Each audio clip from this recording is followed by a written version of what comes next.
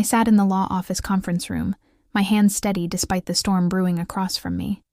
The mahogany table between us might as well have been an ocean, one that had been growing wider for the past 30 years. My sister Catherine's face was already flushed with anticipation, her designer handbag placed strategically on the table like a trophy, her husband Marcus beside her checking his phone with the practiced indifference of someone who'd married for money and gotten exactly what he'd bargained for. Mr. Pemberton, our family attorney for the past 4 decades, cleared his throat and adjusted his reading glasses. The afternoon sun slanted through the blinds, casting prison bar shadows across the legal documents spread before him. I noticed Catherine's foot tapping impatiently against the floor, the same nervous tell she'd had since childhood, back when she couldn't wait to unwrap Christmas presents or hear the results of beauty pageants she'd inevitably win. "Before we begin," Mr. Pemberton said, his voice carrying the weight of what was to come, "I want to express my condolences once again. Your father was not just a client, but a friend. He was very specific about how he wanted this handled." Catherine waved dismissively, her manicured nails catching the light. Yes. We all miss Daddy. Can we please just get to the reading? I have a flight to catch this evening. The Dubai project won't manage itself." I remained silent, studying the wood grain of the table, tracing patterns that reminded me of the oak tree in our childhood backyard. The one I'd climbed to escape Catherine's cruel games. The one where Dad had built me a small reading nook, when he noticed I spent more time up there than in the house. That tree had been my sanctuary, just as Dad had been my protector, though neither Catherine nor our mother had ever understood our quiet bond. If you're enjoying this story, don't forget to like and subscribe to the channel for more stories like this. Mr. Pemberton opened the folder with deliberate care. This is the last will and testament of Theodore James Ashford, dated 18 months ago. He paused, glancing at me with something that might have been sympathy or warning. However, before I proceed, I should note that Mr. Ashford made some significant changes to his estate planning in recent weeks. Catherine's foot stopped tapping. "What changes? What are you talking about?" "Perhaps we should start with the original will," Mr. Pemberton continued, his professional composure intact. "It's quite straightforward. The estate, valued at approximately $12 million, including the family business, real estate holdings, and investment portfolios, was to be divided equally between his 2 daughters, Catherine Marie Ashford Blackwood and Elizabeth Ann Ashford." Catherine leaned back in her chair, a satisfied smile playing at her lips. "Of course. Daddy always was fair. 50-50, just as it should be." She glanced at me with that familiar condescension. "Though honestly, Lizzie, I'm not sure what you'll do with that much money. It's not like you've ever had any ambition beyond playing house and pretending to be a teacher." The barb was expected, worn smooth by years of repetition. Catherine had always viewed my choices, teaching at an inner-city school, living in a modest apartment, driving a 10-year-old Honda, as evidence of some fundamental failure rather than conscious decisions. In her world, success was measured in square footage, stock portfolios, and social media followers. In mine, it was measured in the light that dawned in a student's eyes when they finally understood a difficult concept, or the thank you notes I received years later from kids who'd made it to college against all odds. "However, Mr. Pemberton continued, and that single word hung in the air, like a sword about to fall. This will was superseded by a new document, properly executed and witnessed 3 weeks before Mr. Ashford's passing. The color drained from Catherine's face. Marcus looked up from his phone for the first time since we'd arrived. "Superseded? What do you mean superseded?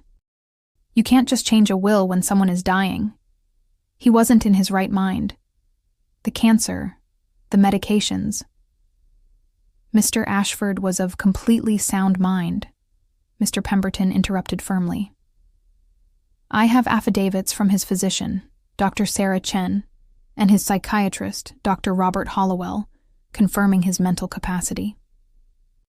The new will was also witnessed by 3 independent parties, including Judge Patricia Reeves.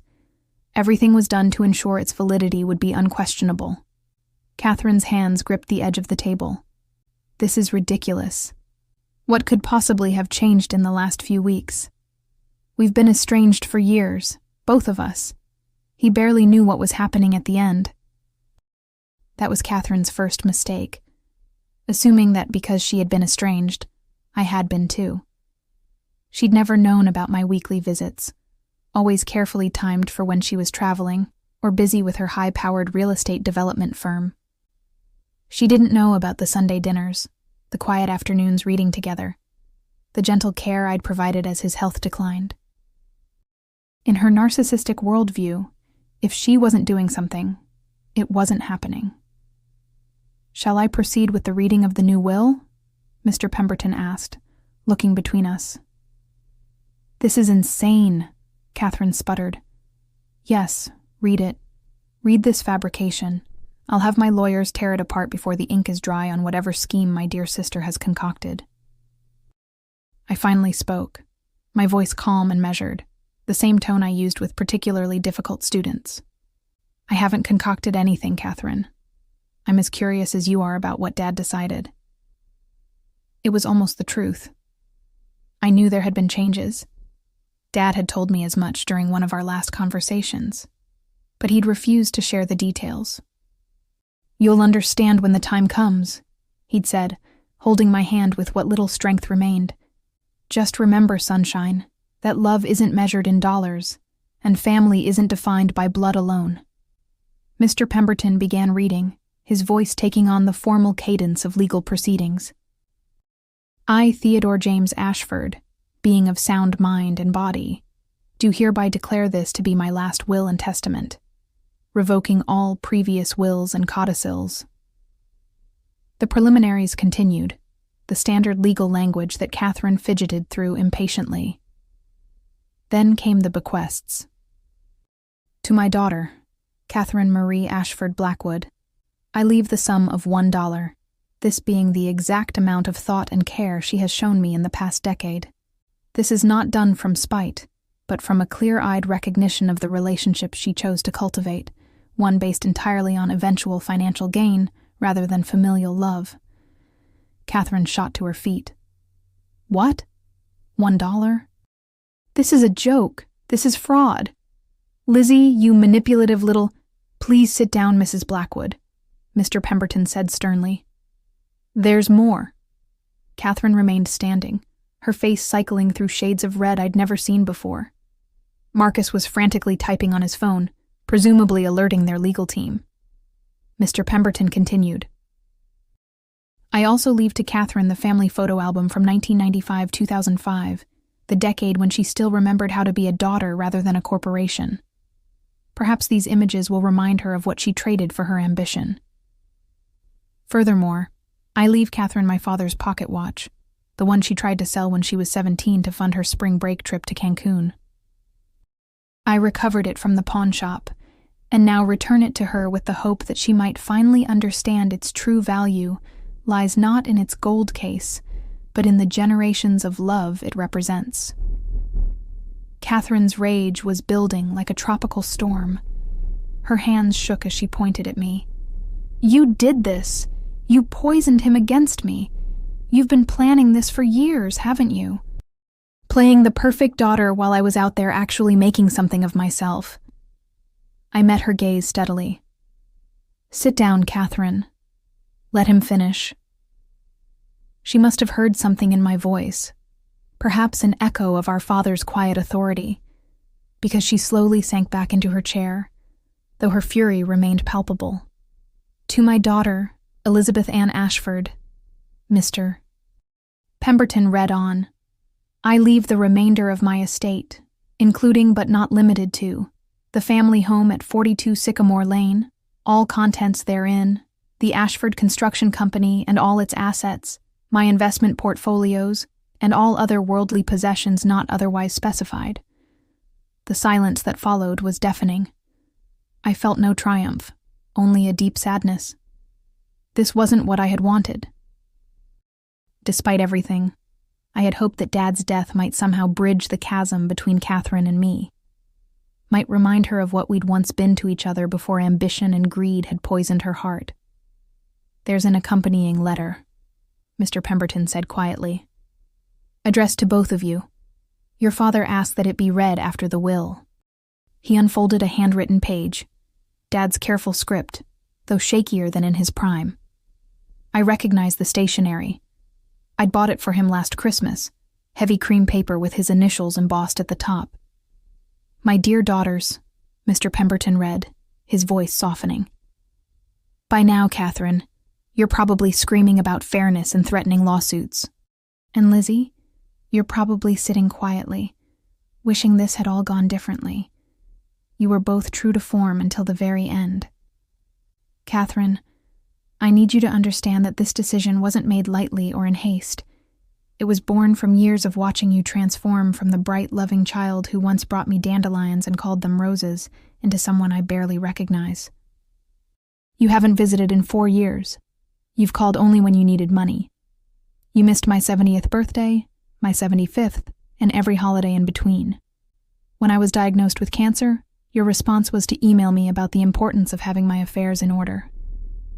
Catherine's face had gone from red to white. Her mouth opened and closed, but no words came. But it was the last straw that broke my heart completely. 3 months ago, when you thought I was sleeping, I heard you on the phone with Marcus. You were discussing my life insurance policies, calculating how much you'd inherit, planning which properties you'd sell first. You laughed, actually laughed, about finally being able to buy that yacht you'd had your eye on. You said, and I quote, "The old man can't last much longer, 6 months tops, and then we're set for life." I heard Catherine's sharp intake of breath. She'd had no idea he was awake. Elizabeth, on the other hand, has been here. Every Sunday for dinner, even when I was too sick to eat. Every doctor's appointment, holding my hand through treatments that left me weaker than a newborn. She read to me when my eyes failed. She helped me walk when my legs betrayed me. And she never once asked about money or inheritance. When I offered to pay her for her time, she was actually offended. "I'm not here because I'm paid to be, Dad," she said. "I'm here because I love you." Tears were sliding down my cheeks now, silent and unstoppable.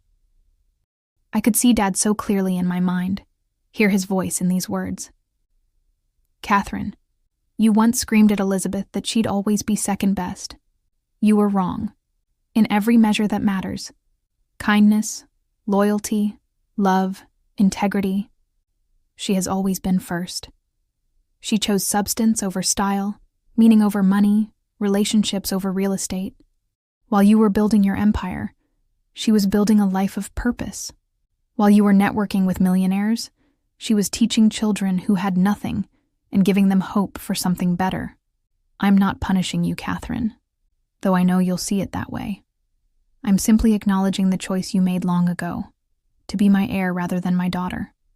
Well, congratulations. You've inherited exactly what our relationship was worth to you, $1 and some memories of better times. Elizabeth, I know you'll struggle with this. I know you'll want to share with your sister, to try to make peace. But please, Sunshine, respect my wishes.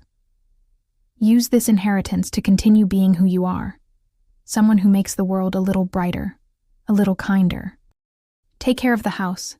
It holds so many memories. Keep the business running.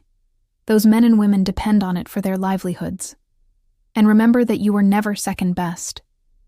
You were simply playing a different game altogether, one where the score is kept in lives touched rather than dollars earned. I love you both, though in very different ways and for very different reasons. Catherine, I love the child you were and mourn the woman you became. Elizabeth, I love the woman you are and am grateful for every moment you gave me, especially at the end. Be at peace, my daughters. Life is too short for anything else. Dad, the letter ended, but its echoes continued to reverberate through the room. Catherine sat frozen, her face a mask of shock and something that might have been, for just a moment, genuine pain. Then, like a switch being flipped, the rage returned. "You'll always be second best," she screamed, slamming her hands on the table. "Do you hear me? Second best. This is all your fault. You manipulated him, turned him against me. You were always jealous of my success, my life, everything I achieved that you couldn't." The words hung in the air, the same poison she'd been spewing for years. But this time, something was different. This time, I was ready. I reached into my bag and pulled out a manila envelope, sliding it across the table to her with deliberate calm. "What's this?" she snarled, snatching it up. "The new will," I said quietly. "The one I had Mr. Pemberton draw up yesterday." Everyone in the room turned to stare at me. Mr. Pemberton's eyebrows rose above his glasses. "Elizabeth, I don't understand." "Open it," I told Catherine. She tore into the envelope with vicious movements, pulling out the legal documents inside. As she read, her expression shifted from anger to confusion to something approaching shock. "I'm dividing Dad's estate," I explained, my voice steady. 50-50, just like the original will specified. Half to you, half to me. The paperwork is ready. All you have to do is sign. Catherine looked up at me, her mouth opening and closing like a fish out of water. But why? After everything, the letter, why would you do this? Because I meant what I said to Dad. I'm not here for the money. I never was. I'm here because I loved him. And despite everything, Catherine, I love you too. You're my sister. My only sister. And I refuse to let Dad's money be the thing that finally destroys what's left of our relationship. "This is a trick," Catherine said, but her voice lacked conviction. "There's some catch, some condition." "No catch, no conditions. Just a simple division of assets. You can have your yacht, Catherine. You can have whatever you want. All I ask is that you think about what Dad wrote. Really think about it. And maybe, just maybe, consider that being first in the race for money might mean coming in last in everything else that matters. If you're enjoying this story and want to hear more stories like this, please don't forget to like and subscribe to the channel." The room fell silent. Marcus had stopped typing on his phone. Mr. Pemberton was looking at me with something between admiration and concern. And Catherine was crying. I'd seen my sister cry exactly 3 times in our adult lives. When our mother died, when she lost her first big real estate deal, and now. These weren't the theatrical tears she could produce on command for negotiations or manipulations. These were real tears, ugly and raw and utterly genuine. "I can't," she whispered. "I can't take it. Not after what he wrote. Not after..." "After what?" I prompted gently. "After what I said. About the yacht. About him dying." Her voice broke completely. I didn't know he could hear me. God, Lizzie, what kind of person have I become? It was the first time in 15 years she'd called me Lizzie without sarcasm or condescension. Just my name, the way she used to say it when we were children, and she was scared of thunderstorms, crawling into my bed for comfort. "You became someone who valued the wrong things," I said softly. "But it's not too late to change that. Dad's gone, but we're still here. We can still choose differently." Catherine stared at the papers in her hands, then slowly, deliberately, tore them in half. Then in half again, and again, until they were nothing but confetti scattered across the mahogany table. "No," she said, her voice stronger now. "He was right. I chose to be his heir instead of his daughter, and this is what I inherited. I won't dishonor his final wishes just to make myself feel better." "Catherine." "No, Lizzie. For once in my life, I need to face the consequences of my choices. I need to..." She paused, struggling for words. "I need to earn something that can't be bought. I need to become someone worth more than my bank account." She stood, gathering her purse with shaking hands. Marcus rose beside her, looking lost and somewhat smaller than when he'd entered. "The photo album," Catherine said suddenly. "And the watch. I'd like those if that's okay." "Of course," I said. "They're yours. They were always yours." She nodded, unable to meet my eyes. "I'm going to go now. I need to think, to figure out who I am when I'm not chasing the next million." She made it to the door before turning back. "Lizzie, that reading nook Dad built for you in the oak tree? I was jealous. So jealous. You had this special place, this special bond with him, and I couldn't understand why he never built me anything. It took me 30 years to realize it was because I never stayed still long enough for him to know what I'd want. He loved you, Catherine. Always. Even when you hurt him." "I know," she whispered. "That almost makes it worse." She left then, Marcus trailing behind her like a shadow. Mr. Pemberton began gathering his papers, professionally pretending he hadn't just witnessed a family's worth of drama compressed into an hour. "That was unexpected," he said finally. "The offer you made. Not many people would have done that." "Dad taught me that wealth isn't about what you have," I replied. "It's about what you do with it. And if I'd kept it all out of spite or greed, I'd be no better than the person Catherine had become." "And if she'd accepted?" I shrugged. "Then at least we'd have been equals in something. But I think she needed to refuse it, for her own sake." Mr. Pemberton smiled. "Your father would be proud. Of both of you, I think. Catherine for finally seeing clearly, and you for giving her the chance to." As I drove home to the small apartment I'd called home for the past 5 years, I thought about the family house on Sycamore Lane that was now mine. It was too big for one person, filled with too many memories to face alone. But maybe that was the point. Maybe it wasn't meant for one person. I pulled out my phone at a red light and scrolled through my contacts. Former students who'd aged out of foster care and needed a place to stay while they got on their feet. Fellow teachers who'd been priced out of their apartments by gentrification. The refugee family from Syria who'd been cramming into a 1-bedroom while they tried to build a new life. Dad's house had 6 bedrooms, a massive kitchen, and a dining room table that could seat 12. It had been built for family, for community, for love. And that's what I'd fill it with. Not because I had to, but because I wanted to. Because that's what you do with an inheritance. You honor the person who left it by using it the way they would have wanted. My phone buzzed. A text from Catherine. "I know I have no right to ask, but would you have coffee with me next week? Just coffee. No lawyers, no papers, no talk of money. Just sisters?" I typed back. "Of course.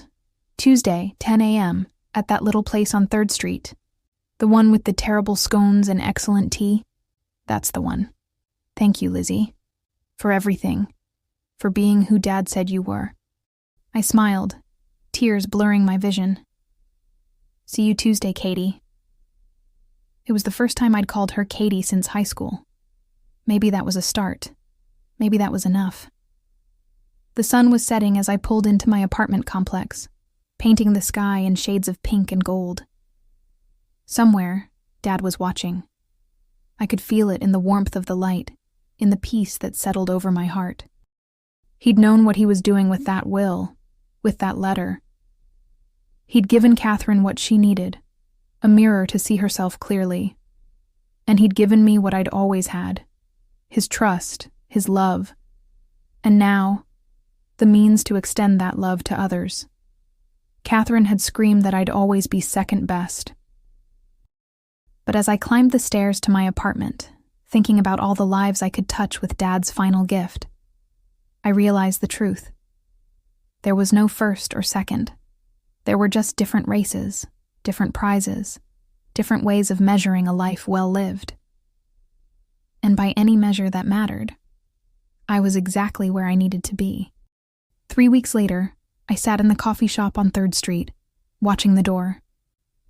Catherine was late, not unusual for her, but she'd texted to say she was on her way. When she finally arrived, I almost didn't recognize her. Gone was the power suit, the perfect makeup. the armor of success she'd worn for so long. Instead, she wore jeans and a simple sweater, her hair pulled back in a ponytail. She looked younger, softer, more like the sister I remembered from childhood. "Hi," she said, sliding into the seat across from me. "Sorry I'm late. I was at the cemetery." "Visiting Dad?" She nodded. "For the first time since the funeral. I had some things to say." We ordered tea for me, coffee for her, and yes, the scones were still terrible, and sat in awkward silence for a moment. "I've been seeing someone," Catherine said suddenly. "A therapist, I mean. Trying to figure out how I became who I became. And it's hard. Harder than any business deal I've ever negotiated.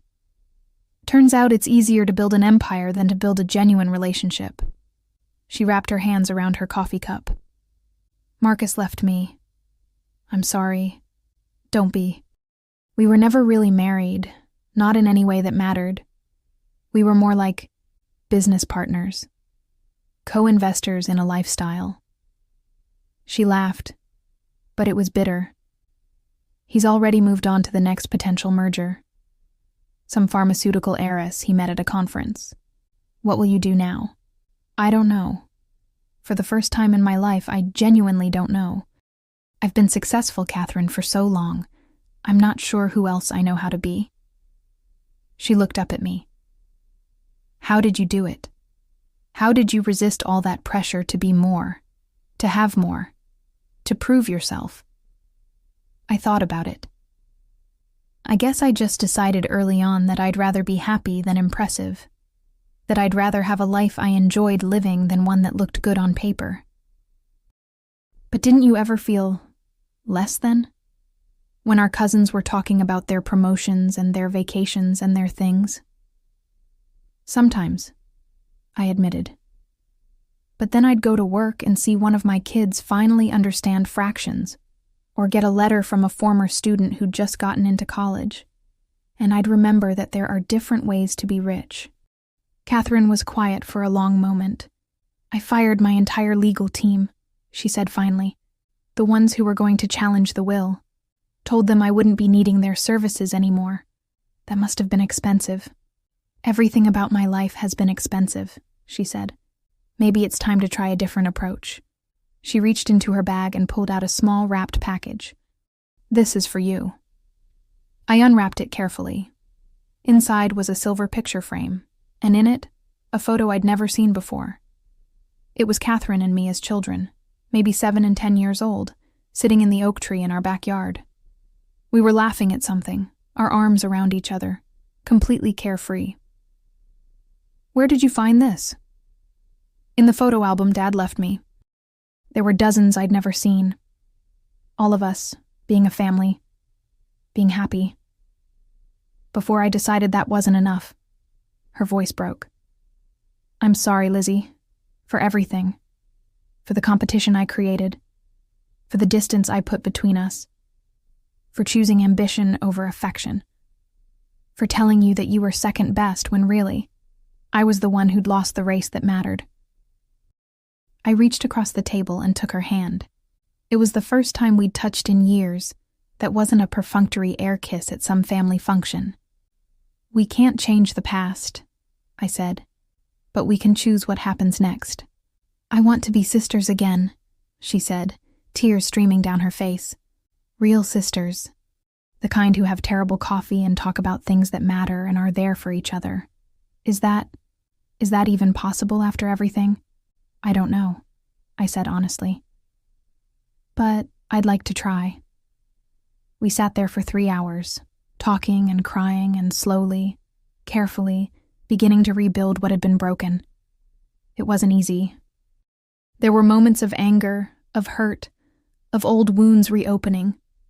But there were also moments of laughter, of shared memories, of recognition that underneath all the years and pain, we were still the same 2 girls who'd once shared secrets in an oak tree. As we prepared to leave, Catherine said, "I've been thinking about what to do next. With my life, I mean. And I had an idea, but I wanted to run it by you first." "Okay?" What if I used my skills for something different? What if instead of building luxury condos, I focused on affordable housing? What if instead of making rich people richer, I helped families find homes they could actually afford? I stared at her. That's a wonderful idea. I have the connections, the knowledge, the experience. I just need to redirect it. Use it for something that matters. She paused. Dad would have liked that, wouldn't he? Using what we have to help others? He would have loved it, I said, and meant it. We hugged goodbye. A real hug, not the careful, distant embraces we'd perfected over the years. And as I watched her walk away, I thought about second chances and new beginnings and the strange ways grief could sometimes heal what success had broken. 6 months later, I stood in the living room of Dad's house. My house, though I'd never quite gotten used to thinking of it that way. It was move-in day for the Ahmadi family, refugees from Afghanistan who'd been living in a cramped apartment while they tried to rebuild their lives in a new country. "Are you sure?" Mrs. Ahmadi asked for the 10th time, her English careful but clear. "The rent is truly this low?" "It's not rent," I explained again. "It's a contribution to the household. We all chip in what we can. Money, cooking, maintenance, whatever. This is a community, not a rental property." Her eyes filled with tears. In our country, we had a big family, a big house, everyone together. Here we thought we'd lost that forever. "Well, now you have it again," I said. "Welcome home." The house was full now. The Ahmadis had the entire 3rd floor. Parents and 4 children who filled the space with laughter and the scent of incredible cooking. 2 of my former students, aged out of foster care, shared the basement apartment I'd had renovated. A fellow teacher, who'd been evicted when her building went condo, had the guest room. And I had my old childhood room, surrounded by memories but no longer trapped by them. It was chaos sometimes. Scheduling bathroom time was like negotiating international treaties, but it was also wonderful. The dining room table that had sat empty for so long now hosted nightly dinners that were part potluck, part language lesson, part family meeting. The house was alive again in a way it hadn't been since Catherine and I were children. And Catherine visited every Sunday. She'd bring bread from the bakery near her new, much smaller apartment, and we'd sit in the kitchen drinking tea and talking about her latest project, a development of tiny homes for homeless veterans that was causing waves in the real estate community. "They think I've lost my mind," she told me one afternoon, laughing. "Catherine Blackwood, building homes for people who can't pay market rate, it's like watching a shark become vegetarian." "How does it feel?" "Terrifying," she admitted. "My profit margins are basically non-existent, but also good. Really good. Like I'm finally using my powers for good instead of evil." "You were never evil, Katie. Just lost." "Maybe, but I'm finding my way now." She paused. "I saw Marcus at a fundraiser last week, with his new wife. She's 23 and has her own reality show. Ouch. Actually, I felt sorry for him. He's still running the same race, still measuring his worth by his portfolio. He looked at my card, Catherine Ashford, Community Development, and literally couldn't compute it. Asked if I was having some kind of breakdown. What did you tell him? That I was having a breakthrough, not a breakdown. That I'd finally figured out the difference between being rich and being wealthy. She smiled. He didn't get it, but Dad would have. Yes, Dad would have. I could almost hear his voice sometimes, especially during our chaotic family dinners, chuckling at the beautiful mess we'd made of his formal dining room. This wasn't what he'd probably envisioned when he left me everything, but I thought he'd approve. We'd taken his legacy, both the material inheritance and the lessons he'd taught, and multiplied it into something bigger than either Catherine or I could have created alone. The doorbell rang, interrupting my thoughts. It was the newest potential housemate, a young woman who taught at the same school I did. She'd been sleeping in her car for the past month, too proud to ask for help, but finally desperate enough to respond to my carefully worded offer of community living. As I showed her around, introducing her to the various residents, explaining our communal approach to living, I caught sight of the photo Catherine had given me, the one of us as children in the oak tree. I'd hung it in the hallway, where everyone could see it, a reminder of where we'd started and how far we'd come. Catherine had screamed that I'd always be second best. But looking around at the life I'd built, the community I'd created, the sister I'd reclaimed, I knew the truth. There was no first or second place in the race that mattered. There was just love and choice and the decision to use whatever you'd been given to make the world a little brighter. And by that measure, we were all winners. The story could end there, with reconciliation and redemption and a house full of love.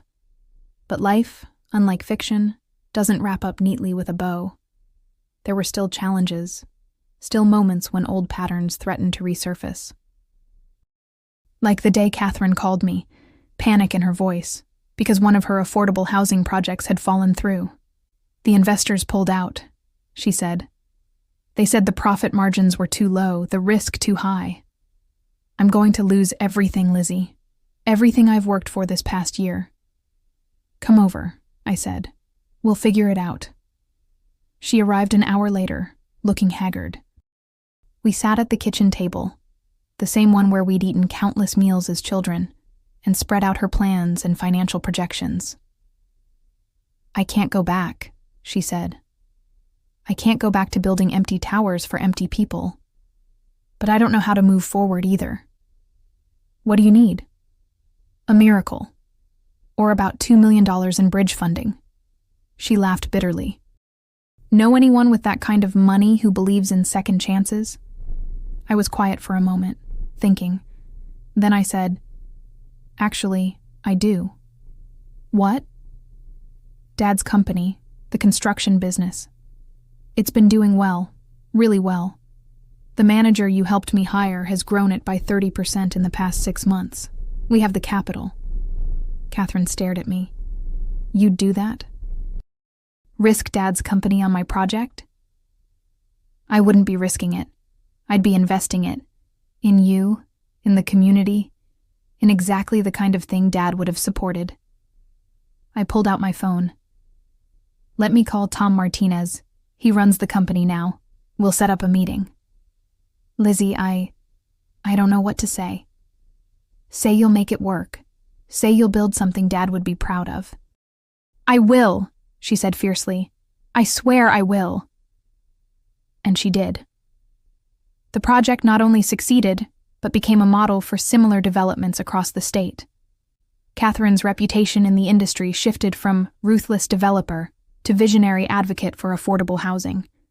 She won awards, gave speeches, and slowly rebuilt her life around principles rather than profits. But the real victory came a year later, on a quiet Sunday afternoon. We were in the backyard of Dad's house, watching the Amati children play on the same swing set where Catherine and I had played decades ago. My former students were grilling. The whole household gathered for our weekly communal dinner. You know what's funny? Catherine said, sipping her tea. I spent so many years trying to prove I was the best. Best grades, best job, best life. And now, sitting here, I realize I was competing in a game no one else was playing. And now I'm just trying to be good. Good sister, good person, good member of the community. It's harder than being the best, but it's also more rewarding. One of the Amati children ran up to us, offering us flowers she'd picked from the garden. Catherine accepted them with a smile, tucking one behind the little girl's ear. Aunt Catherine!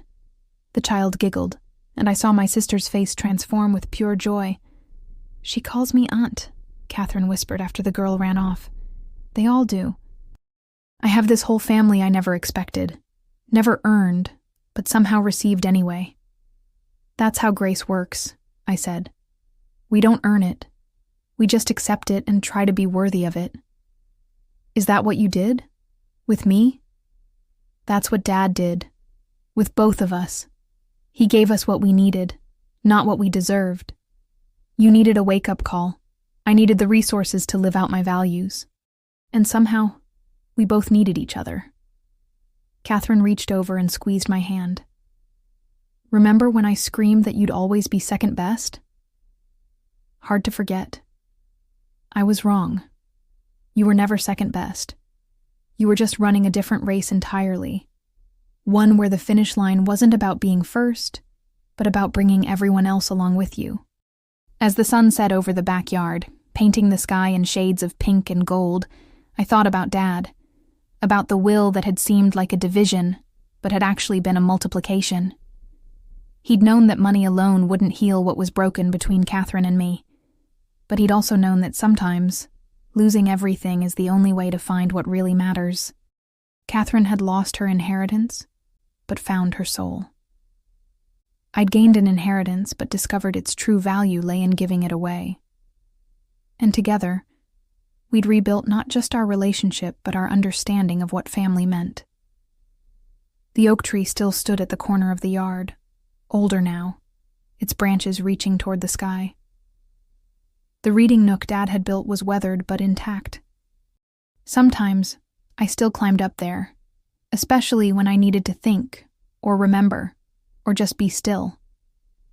But I wasn't hiding anymore, and neither was Catherine. We were both exactly where we needed to be. Not first or second, but side by side, sisters again, building something better than either of us could have imagined. As the evening settled in and the household gathered for dinner, I caught Catherine's eye.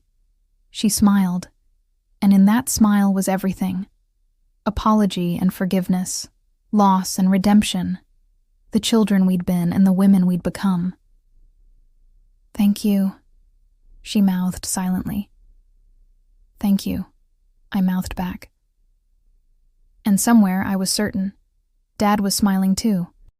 If you enjoyed this story, please don't forget to like and subscribe to the channel. Share your thoughts in the comments below. Have you ever experienced a family rift over inheritance? How did you handle it? Remember, sometimes the greatest inheritance isn't what we receive, but what we choose to do with it. Thank you for listening, and remember, true wealth isn't measured in dollars, but in the lives we touch and the love we share.